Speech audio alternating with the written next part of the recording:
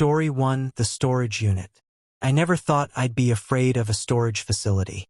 After all, I've been an estate liquidator for 5 years, dealing with abandoned units and deceased people's belongings. But Unit 217 changed everything. It started 3 weeks ago when I won the unit at auction. From the outside, it looked promising: neat stacks of boxes, some vintage furniture covered in sheets, and what appeared to be old camera equipment. As a liquidator, you develop a sense for valuable finds, and this one had potential written all over it. The first red flag should have been the lock. Unlike the standard padlocks you see on these units, this one was a heavy-duty electronic keypad system, the kind you'd see in a bank. The facility manager had to call a specialist to get it open. Who puts that kind of security on a storage unit? The moment we rolled up the door, I knew something was different. The air had that thick, metallic smell that makes your tongue feel heavy. Everything was organized with an obsessive precision I'd never seen before. Boxes were labeled with dates instead of contents, spanning from 1976 to 2018. The furniture I'd spotted was actually photography equipment draped in sheets, dozens of tripods, lights, and what looked like darkroom supplies. I started with the most recent boxes. Inside, I found hundreds of Polaroids, each dated and numbered. At first glance, they seemed random: empty streets, parked cars, house exteriors. But as I flipped through them, I noticed something unsettling. Many photos were taken from inside vehicles, through windshields, like someone was watching and waiting. The VHS tapes were worse, each labeled with just a date and initials. I took a few home, curious about their contents. Big mistake. The first tape showed hours of footage from someone's bedroom window. The second was similar but closer, maybe from their backyard. The last one I watched made my blood run cold. It was my house, filmed just 2 months ago. That's when the notes started appearing on my car. Small yellow post-its with times and dates, just like the ones used to label the boxes. I installed security cameras around my house that weekend. The app notified me of motion at 3 a.m. the first night. The footage showed someone standing in my driveway, just staring at my bedroom window. They were holding what looked like an old Polaroid camera. I started noticing a black sedan following me home from the storage facility. Always keeping 3 cars behind, but always there. I varied my routes, but it didn't matter. They knew where I was going before I did. Last night, my security app pinged while I was working late at the unit. Someone was at my house. The footage showed a man in a dark coat, methodically taping Polaroids to my front door. Recent photos. Me walking to my car. Me getting coffee. Me going through the boxes in Unit 217. But what terrified me most was the final photo, taken inside my house, of me sleeping, dated tomorrow. I called the police, but they said there wasn't enough evidence of a threat. The facility manager was more helpful. He pulled up the rental history for Unit 217. It had been rented by the same person since 1976, with payments made automatically every month. The name on the contract? My father's. The thing is, my father disappeared in 1976, 2 months before I was born. The case went cold decades ago. Mom never talked about him, and I'd stopped asking. I'm writing this from a hotel room, trying to make sense of it all. The facility called an hour ago. Someone entered Unit 217 using the keypad last night. The security footage shows a man in his 70s, thin and bent, but still handling a camera with familiar precision. He stood there for almost an hour, just adding new photos to a box labeled 2025. I'm going back tomorrow. I need to know why he's been watching me my entire life. Why he left. What's in those boxes I haven't opened yet. But this time, I'm bringing my own camera. Maybe it's time to start a collection of my own. I can hear a camera shutter clicking outside my hotel room. I don't want to look, but I know he's out there. He's always been out there, hasn't he? Watching, waiting, documenting every moment of my life through his lens. The worst part? I'm starting to understand why he does it. There's something addictive about watching people when they think they're alone. I catch myself doing it now, observing strangers, noting their patterns, imagining their lives through my own lens. Like father, like daughter, I suppose. God, I hope someone finds these notes if the next photo he takes is my last. Story 2: Night Shift at Oakridge Care Home. Working nights at a nursing home wasn't my first choice, but bills don't pay themselves. 3 months in, and I'm starting to understand why nobody lasts long on this shift. It's not the work that gets to you, it's what Mrs. Nakamura keeps saying about the thing that follows me around. It started during my second week. I was doing my 2 a.m. rounds when I heard her calling from room 214. Mrs. Nakamura was sitting up in bed, eyes wide open, staring past me. "Oh, Kai," she said, "you shouldn't work so late. It's getting hungry." I brushed it off as sundowner syndrome. Elderly patients often get confused at night. But then she started describing it, tall and thin, with too many fingers, standing right behind me during every check-in. She'd watch it reach for me, she said, only to pull back when I turned around. The other patients started noticing too. Mr. Peterson, usually silent since his stroke, grabbed my arm during vitals check. "Behind you," he whispered, "always behind you." Mrs. Walsh began refusing her night meds unless I gave them to her from the doorway. Even the usually confused Mr. Thompson became mysteriously lucid after sunset, tracking something with his eyes as I moved around his room. I tried switching my rounds, checking different rooms in different orders. It didn't matter. They all saw it, always behind me, always reaching. The day shift reported nothing unusual with these patients. Just me. Just at night. Last week, I started finding handprints on the windows, from the outside, on the 3rd floor. Long, spindly fingers pressed against the glass, but only visible when I walked past. The security cameras showed nothing. Then the photos started appearing in the patients' rooms. You know those wall collages of family pictures nursing homes put up to help residents feel at home? The things started showing up in them. A dark figure standing behind younger versions of me, at my graduation, my birthday parties, my first day of school. Photos from my own childhood, somehow edited into these strangers' family memories. I asked Maria, the other night nurse, if she'd noticed anything strange. She just looked at me sadly and said, 3 months. It's always 3 months. When I pressed her, she showed me the staff records. Every night shift worker for the past decade had quit or transferred exactly 3 months after starting. No exceptions. Last night was the worst. Mrs. Nakamura was more agitated than usual. "It's getting closer," she kept saying. "It's tired of waiting." During my 4 a.m. round, she grabbed my hand. Her grip was surprisingly strong for a 92-year-old. "Tonight's the night, Kai. It's been patient long enough." I found an old photo album in the break room after that. It was filled with staff photos, dating back to the building's opening in 1973. The night shift workers were all there, 3 months' worth of photos each. In every single photo, that thing stood behind them, getting clearer, getting closer, until their final photo where they're just gone. Blank spaces where people should be. My 3 months are up tomorrow night. I tried calling in sick, but Mrs. Nakamura demanded to see me. Said she had something important to tell me. When I went to her room, she was holding a strange object. Looked like an old charm or talisman. "My grandmother was a priestess," she said. "She taught me about things that follow people. Things that wait. Things that hunger." She pressed the charm into my hand. "Don't let it finish the game. I'm writing this during my break." The charm sits heavy in my pocket. The security cameras are glitching more than usual tonight. Mrs. Nakamura's been chanting something in Japanese for the past hour. The other patients are unusually quiet, and I can feel it getting closer. The air gets colder with each round. The shadows in the corners are deeper. My reflection in the windows isn't quite right anymore. It moves a fraction too late. Smiles when I don't. 3 months.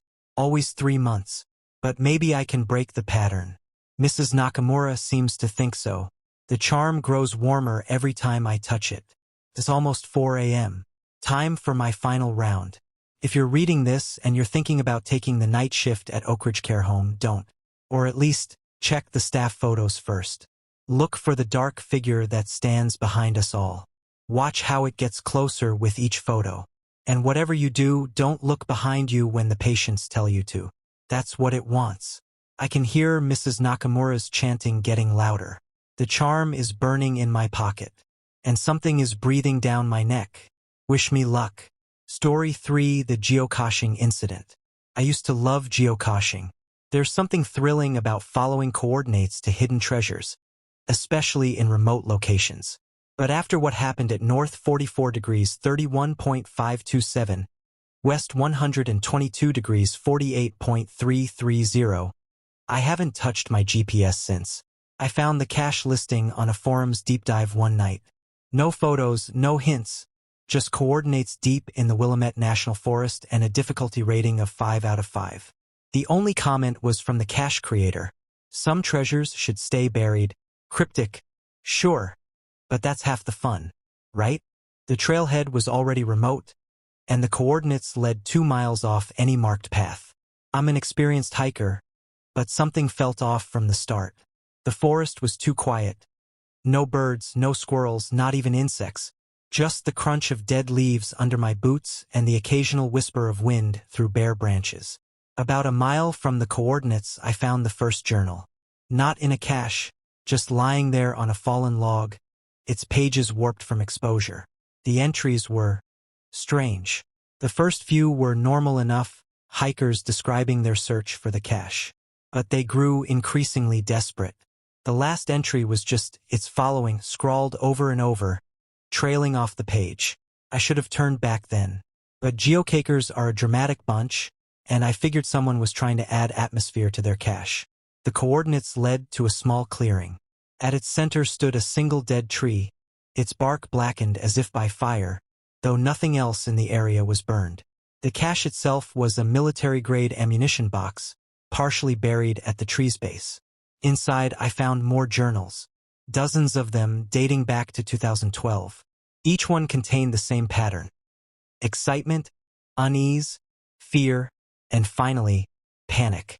Every single finder wrote about being followed on their way out, about hearing footsteps that matched their pace, about catching glimpses of something tall and pale moving between the trees. The last journal was different. It was newer, the pages still crisp. Its only entry read, "Maven, I've been waiting for you to find this place. Did you think you were choosing this cache randomly? Check your phone's photos." My hands shaking, I opened my gallery. There were dozens of new pictures, all of me, walking through the forest, taken from behind. In each one, I was a little closer to the clearing. In each one, something else was a little closer to me. The last photo was taken seconds ago. I know because I'm wearing the same clothes, crouched by the cache, holding my phone exactly as I was. But I'm not alone in the photo. I ran, grabbed my pack and just ran, trying to retrace my steps. But the forest looked different. The dead leaves under my feet were black, rotting into mulch that stuck to my boots. The trees seemed to lean inward, their branches reaching like gnarled hands. The footsteps started about 10 minutes into my desperate sprint. Perfect echoes of my own, always the same distance behind me. When I stopped, they stopped. When I ran, they ran. Sometimes I heard a second set, slightly out of sync, getting closer. My phone kept clicking, the camera sound going off randomly. Each new photo showed the same thing: me running and something getting closer. Its limbs were too long, its movements too fluid. Like someone had taught a shadow how to walk. I dropped the phone after the thing in the photos started smiling. Somehow, I made it back to my car. The sun was setting, though I'd started my hike at 9 a.m. 10 hours, lost to the forest. My phone was in my pocket, though I swear I dropped it. It's dead now, won't turn on. But sometimes I catch its reflection in windows. The screen shows the last photo taken in that forest, the one I can't bring myself to look at directly. I tried reporting the cache online, but the listing had vanished. The coordinates now point to a blank spot on the map. The forums where I found it are gone too, replaced with a 404 error. But the photos keep appearing. Not on my phone, that's buried in my backyard, but in random places. My laptop wallpaper, the digital photo frame at my parents' house, the ATM screen when I'm withdrawing cash. Always the same sequence, leading up to that final shot I still haven't seen. The footsteps started again last night. Perfect echoes of my own, coming from the hallway outside my bedroom. When I stop typing, I can hear them, getting closer, getting hungrier. Someone just messaged me on an old geocaching forum I used to frequent. The coordinates are different, but the message is the same. Some treasures should stay buried. My computer's camera just activated on its own. The light's blinking. One photo taken. I'm not going to look at it. I'm not going to turn around. I'm not going to. The following text was found in a forum post dated 3 days later. Cache status. Archived. Coordinates. North 44 degrees 31.527. West 122 degrees 48.330. Last found by Maven. Notes. Waiting for next finder. Story 4 house sitting on Larkspur Drive. I should have known something was wrong when I got the house sitting gig. The pay was too good, $500 per night just to stay in some rich family's smart home while they vacationed in Europe. But when you're a broke college student with mounting debt, you don't ask too many questions. The Caldwell house looked normal enough from the outside, one of those modern minimalist designs with lots of glass and clean lines. Mrs. Caldwell gave me a quick tour, showing me how to use their high-tech security system and smart home controls. Everything ran through an app. Lights, temperature, cameras, even the fancy Japanese toilet. Oh, and Thaddeus, she said just before leaving, don't forget to sign the guest book. Everyone who stays here does. She pointed to a leather-bound book on the kitchen counter. It's tradition. That first night was quiet. Too quiet. You know how empty houses usually creak and settle? This one didn't make a sound.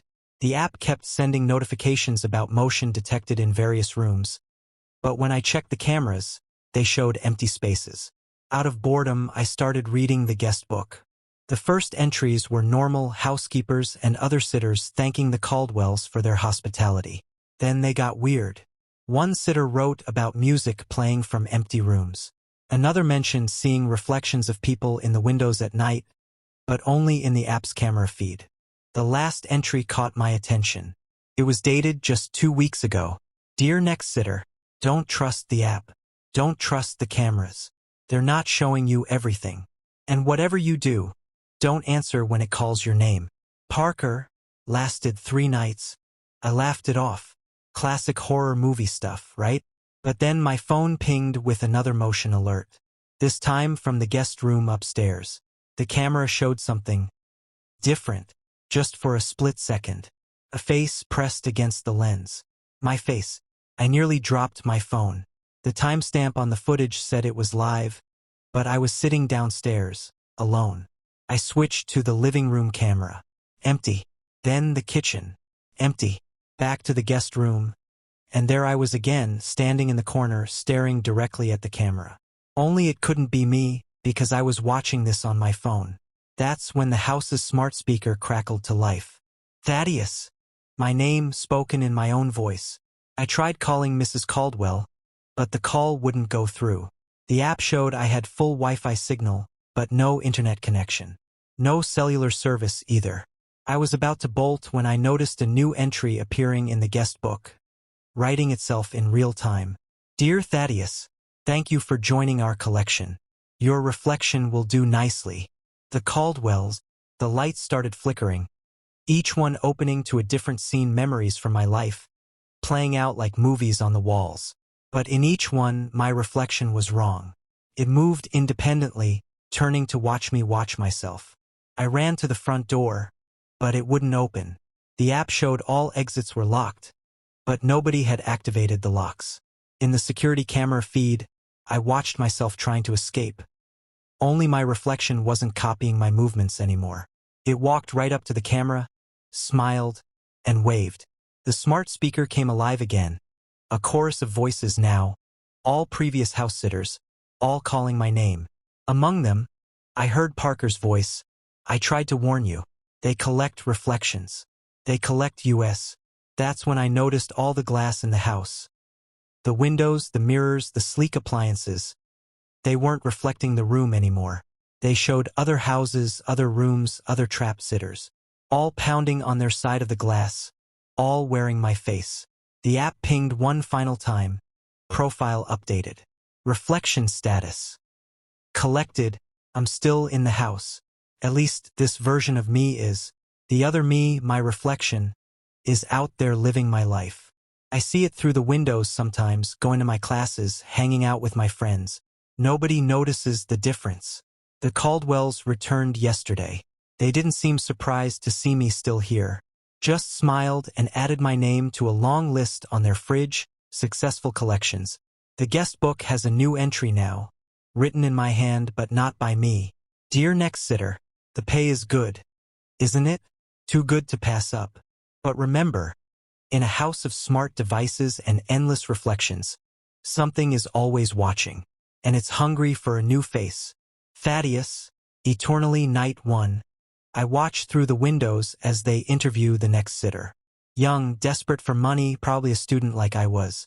I want to warn them, but all I can do is fog up the glass and write backwards. Don't trust the reflections. But they never look close enough to see. They never do. The app just pinged. Motion detected in the guest room. Starting again. Story 5: The Morning Commute. Every morning at 7:42 a.m., I see her at the abandoned bus stop on Maple Street. At first, I thought I was imagining things. A young girl in a yellow raincoat, standing alone, clutching a bright red backpack. No adult in sight, no other kids waiting with her. Just her, rain or shine, watching my car pass by. I'm a creature of habit. Same route to work, same coffee shop, same schedule. That's how I noticed the changes. Each day she looked a little different, a little less there. Week 1. She was pristine clean raincoat, neatly braided hair, shiny new backpack. By week 2, the raincoat was muddy at the hem. Week 3, one braid had come undone. The backpack started looking worn, like it had been dragged through dirt. I mentioned the girl to my coworker, Jasmine. That's weird, she said. They removed that bus stop 5 years ago after the accident. I Googled it that night. October 2019. Local girl missing after morning bus stop tragedy. The article showed a school photo, same yellow raincoat, same red backpack. Her name was Lucy Chun, age 8. They never found her body. The next morning, I slowed down as I passed the spot. She was there, but something was wrong. Her raincoat was torn now, dripping with water despite the clear sky. The backpack was caked with mud. And when she turned to watch my car, her face, I slammed on the brakes. In my rearview mirror, the bus stop was empty. That night, I dug deeper into the story. Apparently, Lucy wasn't the first child to vanish from that bus stop. Every 5 years, like clockwork, 2019, 2014, 2009, 2004. Different kids, same story, waiting for a bus that never came.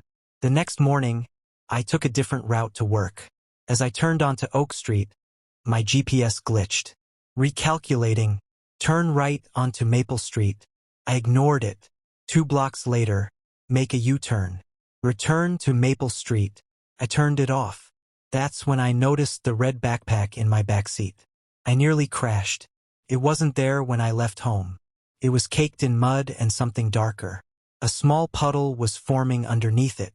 At the next red light, I grabbed the backpack and looked inside.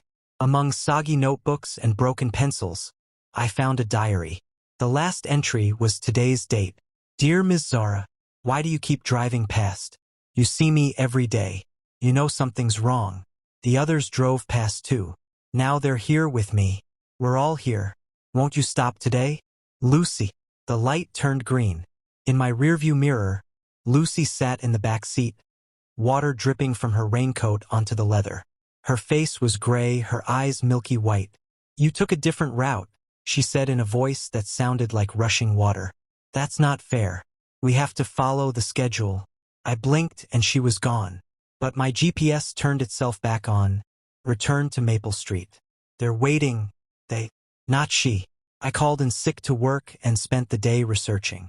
Found an old town council report about the bus stop. Before it was removed, it served a neighborhood that was demolished to build the highway. The bus route itself was discontinued in 1984. So why was there a bus stop there at all? More digging revealed something darker. The land used to be a cemetery. When they built the neighborhood, they moved the graves but not all the bodies. One section was left untouched, the children's plot. It's 7:41 a.m. now. I'm parked around the corner from the bus stop. Through my windshield, I can see them, 5 children in total, all in various states of decay. Lucy's in front, holding up a sign. Last stop. My GPS hasn't stopped repeating. You have arrived at your destination. The backpack appears in my passenger seat every morning now, a little more worn each time. The diary has new entries every day, written in different childish hands. They all end the same way. Won't you stop today? I've tried different routes, different times, even different jobs. But every morning at 7:42, I find myself here. The kids are getting closer to my car each day. Lucy waves now, her fingers elongated and pale, like they've been underwater too long. Yesterday, I found a permission slip in the backpack.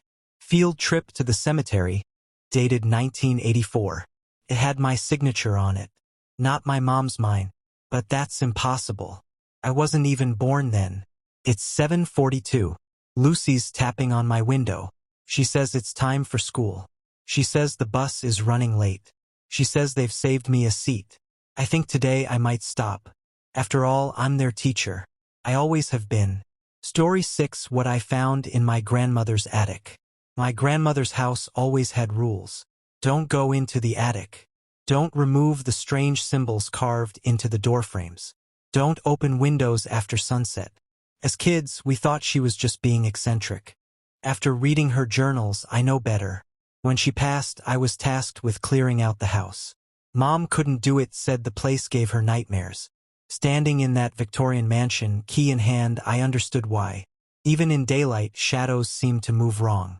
The attic door was sealed with more than just a lock.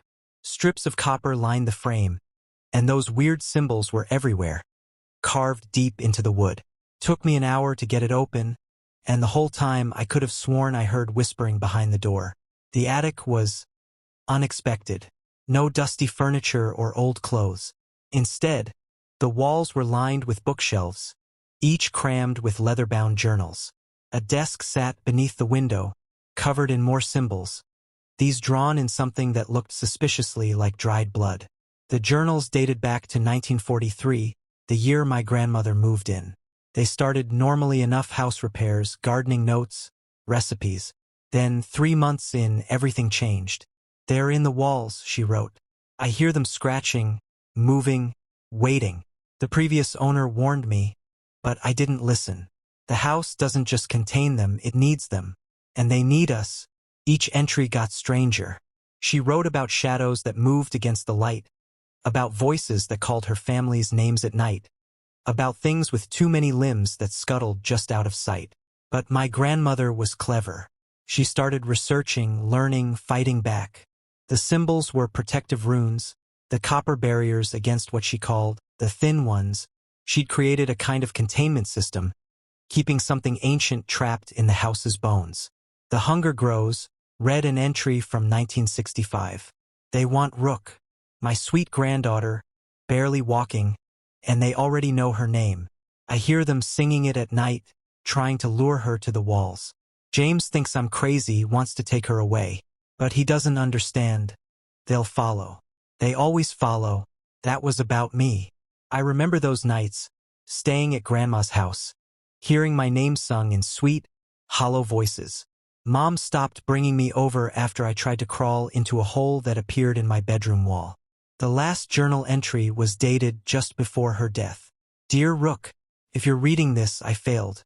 The seals are weakening. I've held them back for so long, but my strength is fading. They know I'm dying. They're getting bolder. The house must never be empty. They need a watcher, a keeper, someone of our blood. That's why I left it to you. The journals will teach you everything. The symbols, the prayers, the bindings. Don't let them out. Rook. They've waited so long, grown so hungry. And they remember you. They still sing your name. Love, Grandma." As I read those words, the whispers started again, coming from inside the walls, under the floorboards, above the ceiling. My name, sung in dozens of sweet, childlike voices. The walls are bulging now, the wallpaper rippling like something's pressing against it from the inside. The copper strips are tarnishing before my eyes.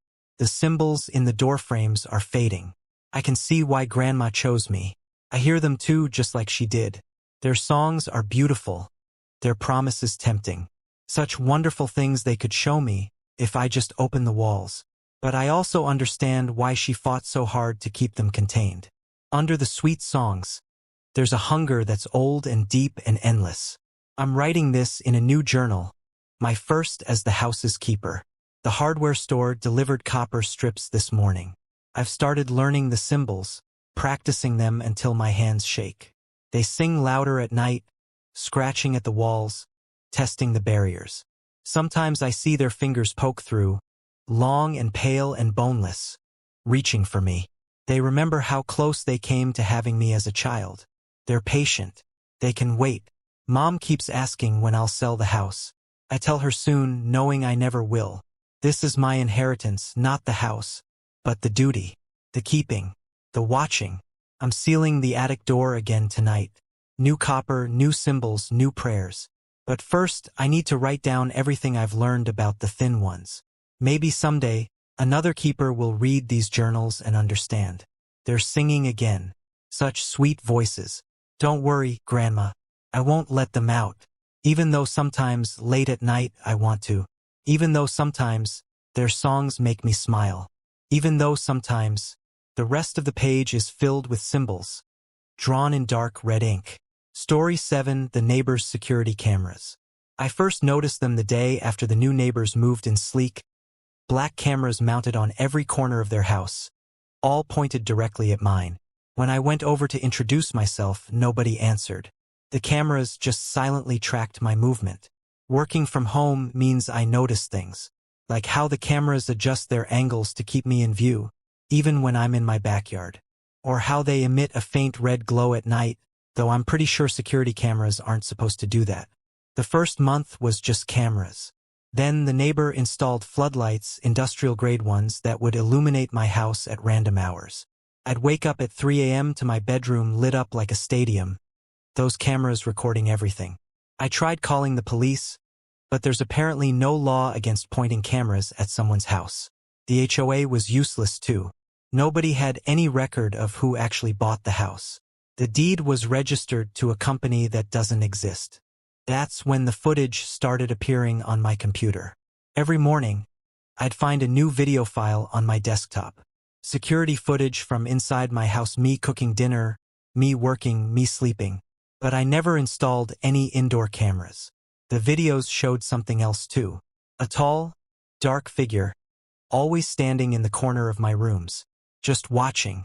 In every video, it was a little closer to me, a little more solid, a little more real. I thought I was losing it until I checked the metadata on the files. They were being recorded by cameras with serial numbers matching the ones on my neighbor's house. Somehow, they were seeing inside my walls. Last week, I finally saw my neighbor. I was taking out the trash at midnight when their front door opened. A person-shaped thing stepped out, too tall, too thin, moving like a video played in reverse. It turned its head 180 degrees to look at me, and where its face should have been was just static, like an old TV screen. I ran inside and locked everything. When I checked my security app, I saw new footage uploading. The thing was standing in my living room, staring directly into a camera I couldn't see. Text appeared across the screen. "We've been watching you, Phoenix. Your house has better views." That's when I realized they never wanted to watch my house. They wanted to move in. The cameras weren't recording me. They were teaching me. Now I'm seeing doubles of myself on the footage. One me working at my desk, while another me stands in the doorway watching. One me sleeping while another me looms over the bed. The timestamps show these videos are from tomorrow. The cameras are changing too. They're not electronic anymore. They're organic, growing out of the neighbor's house like black, glossy eyes. I swear I can see them blink. Yesterday, I packed a bag and tried to leave. But every time I step outside, I see myself already walking down the street. Every car I approach has me sitting in the driver's seat, smiling with too many teeth. The neighbor's house is empty now. Through the windows, I can see it's just a shell, no furniture, no walls, just cameras. Thousands of them, all pulsing with that red light, all watching my house. The footage this morning showed me typing this exact story. But the me in the video kept glancing up at something behind me, something tall and thin with TV static skin. The real cameras were never outside. They've always been in here, in my house, in my walls. Growing, watching, learning. The neighbors' cameras just helped them wake up. I found a note on my desk this morning, written in my handwriting. Thank you for letting us watch. Now it's our turn to live. The cameras are blinking faster now. The footage shows multiple versions of me, all doing slightly different things, all existing at once. Reality is splitting, fracturing, being recorded and played back wrong. I think I finally understand. My house isn't just being watched. It's becoming the watcher. And I'm not sure which me is real anymore. The cameras are starting to grow from my walls now. They all show different versions of this ending. In some of them, I'm still here. In others, I've been gone for years. But in every version, the cameras keep watching. Keep learning. Keep growing. If you're reading this, look up. Count the cameras in your room. Count the versions of yourself you can see. Are you sure you're the real one? Are you sure you're not just footage? End of recording.